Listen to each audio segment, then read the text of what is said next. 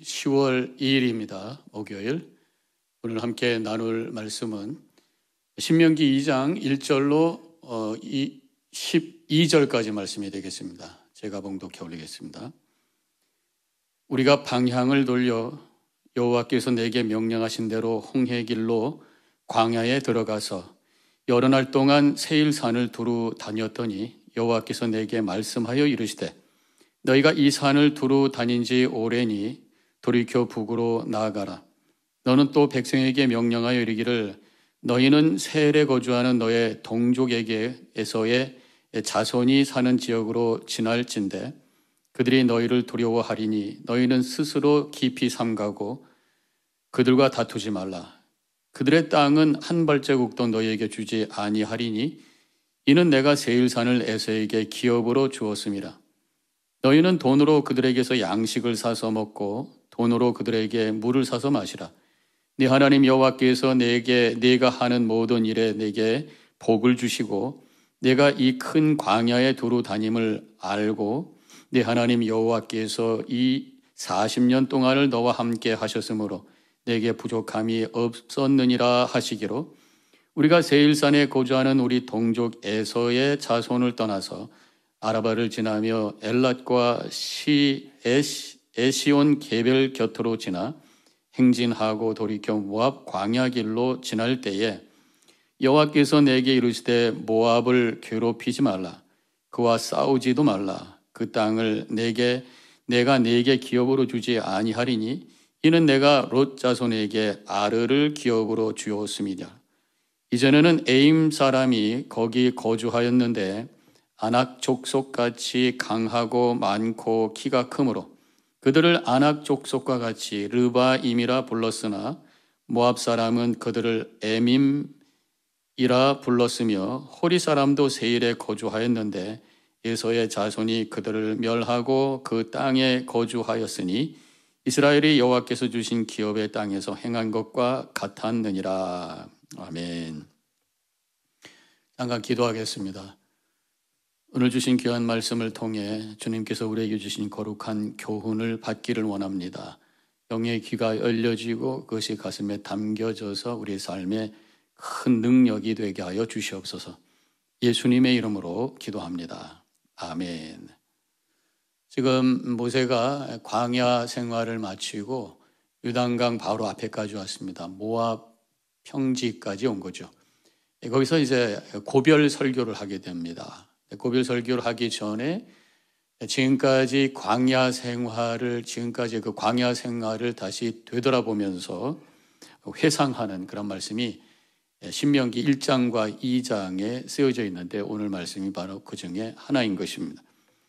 오늘 이 말씀을 통해서 광야의 과정을 회상하는 말씀을 통해서 우리 인생에게 주시는 귀한 메시지가 무엇인가 몇 가지 나누기를 원합니다. 첫 번째로는 결과보다는 과정이 중요하다라는 것을 우리에게 가르쳐주고 계셔요. 1절 말씀 읽어드리겠습니다. 우리가 방향을 돌려 여호와께서 내게 명령하신 대로 홍해길로 광야에 들어가서 여러 날 동안 세일산을 두루 다녔더니 이게 무슨 말씀이에요? 가나안 땅을 향해서 가던 이스라엘 백성들의 그 길을 돌이켜서 거꾸로 홍해길을 향해 가게 하셨다. 그러면서 한참 헤매게 하셨다. 사실 그것이 가데스 바네아에서 이 모압 광야까지 오는 시간이 38년 걸린 거죠. 우리는 사실은 빨리 가기를 원합니다.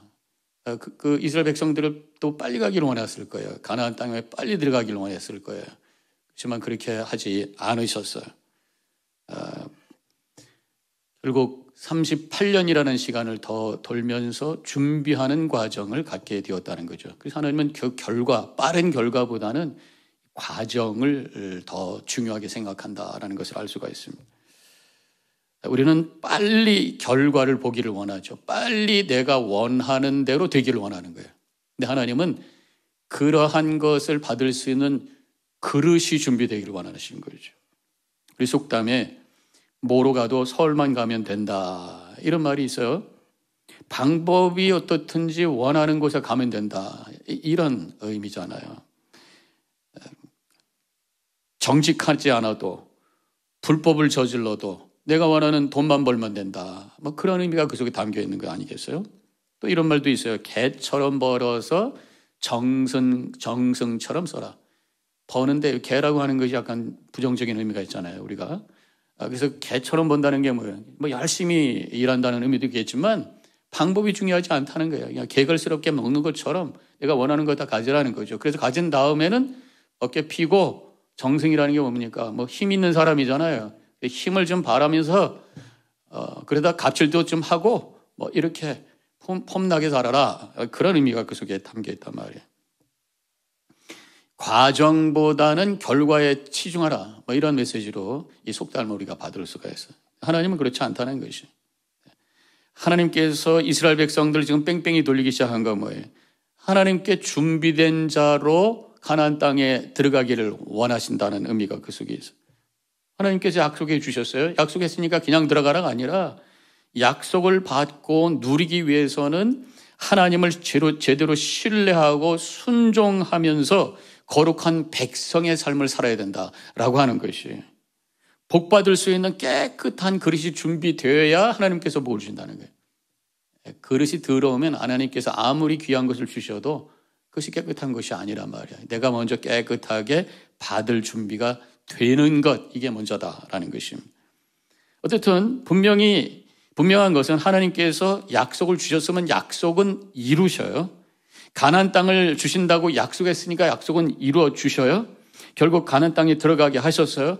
그런데 그 시간은 달라요. 왜냐하면 과정이 필요하기 때문에 하나님께서는 그 과정을 중요하게 생각한다라고 하는 것입니다. 그래서 약속은 하나님께서 우리에게 주신 은혜라고 한다면 이 광야 생활은 거룩의 여정이다, 이렇게 말할 수가 있어요. 그러니까 예수 믿어서 마음으로 믿고 입으로 시인해서 구원받는 거 은혜예요. 그냥 받는 거예요. 그렇지만 그것을 누리는 삶을 사는 거는요, 우리가 거룩한 삶을 살아야 되는 거예요. 거룩한 그릇을 준비해야 된단 말이죠. 십자가 붙들고 영생의 약속을 믿고 그러면서 말씀을 가슴에 품고 말씀대로 거룩하게 순종의 삶을 살아가는 것, 그때 하나님의 나라가 우리 삶 속에 임하면서 그 하나님 나라를 지금부터 시작되는 그 기쁨을 누리면서 살게 되는 거란 말이죠. 그래서 결과보다는 과정이 중요하다. 이것이 하나님이 우리에게 주신 첫 번째 교훈이고요. 두 번째로는 갈등하지 말라. 우리의 인생의 여정 속에서 만나는 사람들하고 갈등하지 말라라는 말씀입니다.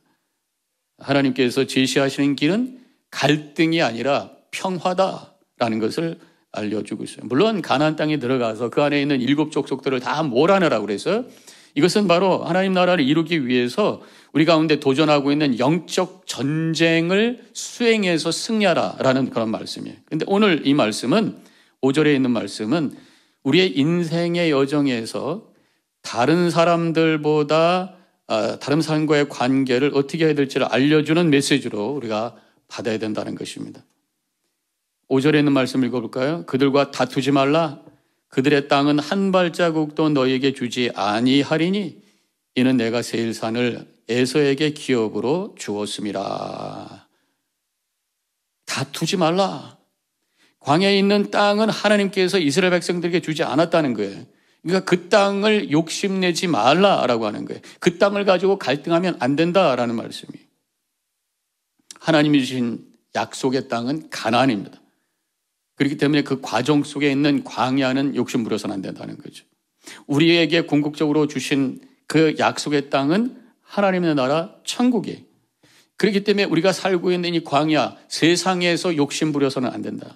욕심 때문에 다투고 싸우고 갈등한단 말이에요. 그렇게 하면 안 된다는 거예요. 왜냐하면 우리가 이미 주어진 것이 하나님 나라, 그 하나님 나라를 위협으로 받은 존재이기 때문에 이 세상에서 너무 욕심 부리고 탐내서는 안 된다라는 말씀이, 다른 사람에 대한 존중을 가지고 살아야 된다는 거예요. 그래서 우리가 서로 좋은 관계 속에서 갈등하지 않으려면 존중해 줘야 돼요. 서로 존중해 줘야 되는 것이죠. 10계명의 6번째 계명부터 10번째 계명까지를 이렇게 보면은 결국 한마디로 얘기하면은 이웃의 것을 존중하라. 이웃과의 관계. 5번째는 부모에 대한 공경이라고 한다면 그다음부터는 이웃과의 관계잖아요. 이웃의 것을 존중해 주라는 거죠. 6번째 계명은 살인하지 말라. 이건 뭡니까? 다른 사람의 생명을 존중해 주라.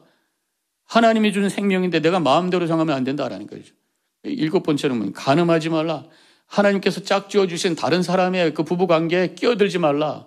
파괴하지 말라. 내 욕망을 위해서 다른 사람들의 가정을 흔들면 안 된다. 존중해줘라. 이런 말씀입니다. 8번째, 도둑질하지 말라. 다른 사람의 재산을 존중해줘라. 하나님이 주신 각자의 몫이 있는데 주어진 것 감사하면서 서로 존중해줘라. 거짓 증거하지 말라. 9번째, 다른 사람이 그 명예와 그 사람의 인격과 그 이름을 존중해줘라. 거짓말해서 그 사람의 유신을 깎아버리는 그런 일을 하면 안 된다. 함부로 그 사람에 대해서 거짓말하면 안 된다. 그 사람의 명예를 더럽히면 안 된다라는 말씀이잖아요. 탐내지 말라. 남의 집과 그 소유물 가정을 탐내지 말라. 다 존중해줘라. 존중이라는 단어 기억하시기 바랍니다. 우리의 관계 속에서 우리가 천국을 향해 걸어가는 우리 광야의 여정 속에서 필요한 것이 바로 존중이라고 하는 것입니다. 하나님 관계가 좋은 사람들은 다른 사람들을 존중할 수 있어요. 그래서 저는 믿음은 관계다. 가장 중요한 것이 하나님의 관계가 회복되는 거예요. 예수 그리스도를 통해서 죄의 문제가 해결됨으로 말미암아 하나님의 관계가 회복되고, 그래서 감사와 감격 속에서 찬양하는 사람은 다른 사람 존중하게 돼요. 그도 하나님이 사랑하는 존재라고 하는 것을 인정하면서 존중하게 되는 것이에요. 그래서 좋은 관계가 만들어진다고 하는 것입니다. 관계의 기본이 되는 원칙이 있어요. 에베소서 5장 21절. 그리스도를 경외함으로 피차 복종해라.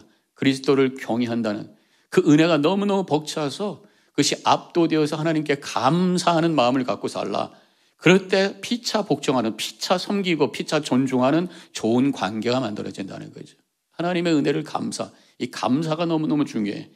감사가 있을 때에 다른 사람을 존중해주고, 감사가 있을 때에 주변에 있는 사람들과 좋은 관계 속에서 행복하게 하나님의 나라를 이루게 되는 거예요. 감사가 없게 될 때 인색해지고 불평하게 되고 불만하게 되고 다른 사람 정죄하게 되고 감격이 없으니까 마음이 빼죽해가지고 갈등하면서 살다는 거죠. 존중은 상대방의 가치를 인정해 주는 데서 오는 것입니다. 거기서 좋은 관계가 만들어져요. 오늘 6절에 보니까 너희는 돈으로 그들에게 양식을 사서 먹고 돈으로 그들에게 물을 사서 마셔. 그들의 땅, 그들의 물, 돈 주고 살아. 그들이 지금 열심히 가꾸고 있는, 돌보고 있는 그것을 내 거라고 함부로 누기지 말고 그들의 것인 줄 알고 가치를 인정해 주라. 그들이 지금 양식, 땅에서 열심히 농사 지어서 곡식을 키우고 채소를 키우고 양식을 만들잖아요. 그들의 땀과 노동, 그 수고를 인정해 주면서 돈 줘라.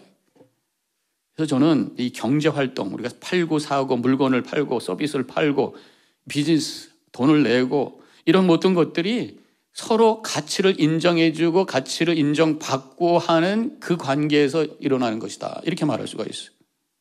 보세요. 이 비즈니스 돈을 내는 사람은 손님들을 보면서 그래서 감사해야 돼요. 왜냐하면 나의 가치를 인정해 주는 거예요. 내가 열심히 일한 거, 세탁소에서 또 네일 가게에서 여러 가지 서비스업, 내가 열심히 한 거 그 가치를 인정해 주니까 나에게 돈을 주는 거예요. 내가 열심히 물건 떼어와서 파니까 그 모든 수고를 인정해 줘서 나에게 돈을 주고 사가는 거예요. 나의 가치를 인정해 주는 그 손님에 대해서 감사한 마음 갖는 거예요. 그리고 또 손님은 그분이 열심히 나를 위해서 서비스하고 또 준비한 이 모든 것들을 감사하는 마음으로 그 가치를 인정해 주는 마음으로 내 주머니에 있는 돈을 주는 거예요. 주면서도 감사하고 또 받으면서도 감사하고 사면서도 감사하고 팔면서도 감사하고 이 감사만 있으면 그 관계는 행복한 거란 말이죠. 비즈니스 세계는 너무나도 처절하고 거기 엄청난 컴피티션이 있어서 이 현실적인 얘기가 아닙니다. 목사님 비즈니스 하시는 분도 그렇게 얘기하는지 모르지만 우리가 하나님 나라를 이루어간다는 게 뭐야? 그런 비전과 목표를 향해서 내가 먼저 감사하는 마음으로 비즈니스 하시고 사고 이러면서 감사의 물꼬를 트면은 그 안에서 행복한 아름다운 갈등이 사라지는 평화의 관계가 만들어질 줄로 믿습니다. 마지막으로 세 번째 메시지는 최고의 복은 하나님과의 동행이다. 비록 이스라엘 백성들이 지금 40년 동안 긴 시간을 가졌지만 하나님은 계속해서 함께 하셨어요. 7절에 보니까 이런 말씀이 나와요. 내 하나님 여호와께서 내가 하는 모든 일에 내게 복을 주시고 내가 이 큰 광야에 두루 다님을 알고 내 하나님 여호와께서 이 40년 동안을 너와 함께 하셨으므로 내게 부족함이 없었느니라 하시기로. 그래서 그 증거가 뭡니까? 하나님이 함께 하신 증거. 구름 기둥과 불 기둥으로 함께 하셨어요. 만나와 메추라기로 매일 아침마다 하나님께서, 물론 주일날 안식일은 쉬었습니다만 토요일날 곱빼기로 주셨잖아요. 공급해 주셨어요. 매일 하나님이 함께 하신다고 하는 증거를 보여주셨어요. 우리에게 가장 큰 복은 메추라기 또 만나 주셨다는 것, 그 이전에 매일 나를 생각해 주시고 매일 나를 인도해 주시는, 나와 동행하시는 하나님 그 자체인 줄로 믿습니다. 그것을 감사하는. 그래서 예수님께서 제자들에게 마지막 주신 축복의 약속이 뭡니까? 마태복음 28장 20절에 볼지어다 내가 세상 끝날까지 너희와 항상 함께 있으리라 그랬어요. 항상 우리와 함께 계실 것이다. 하나님이 동행하고 하나님의 임재가, 물질과 명예와 건강도 중요하지만 이거보다 더 큰 복은 바로 하나님의 임재.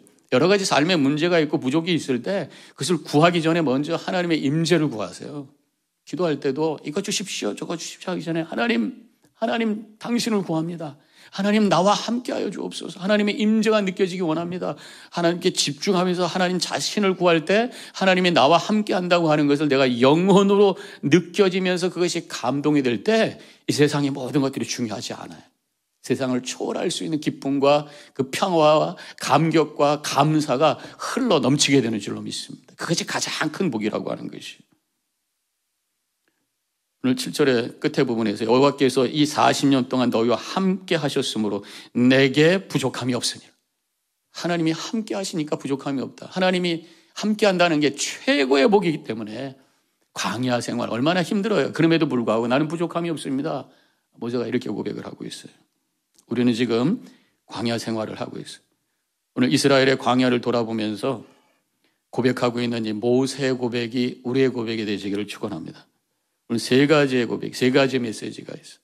결과보다는 우리 하나님께서 바른 과정을 이루시기를 원한다는 거죠. 그러니까 광야의 여정 속에서 갈등하지 말고 존중하면서 좋은 관계 속에서 살아가라. 세상의 그 어떤 것보다도 하나님이 나와 함께 한다고 하는 것이 가장 최고의 복이다 라는 것을 고백하면서 주님의 뜻을 이루며 살아가는 복된 믿음의 여정이 되시기를 주님의 이름으로 간절히 축원합니다. 기도하겠습니다. 좋으신 하나님 감사합니다. 오늘 모세가 이스라엘 백성들의 광야의 여정을 되돌아보면서 선포했던 말씀을 통해 주님께서 우리에게 주시는 귀한 메시지를 들었습니다. 결단하며 그 뜻대로 살아감으로 하나님께서 베푸시는 놀라운 은혜와 복 가운데 승리의 삶을 살아가게 하여 주시옵소서. 예수님의 이름으로 기도합니다. 아멘.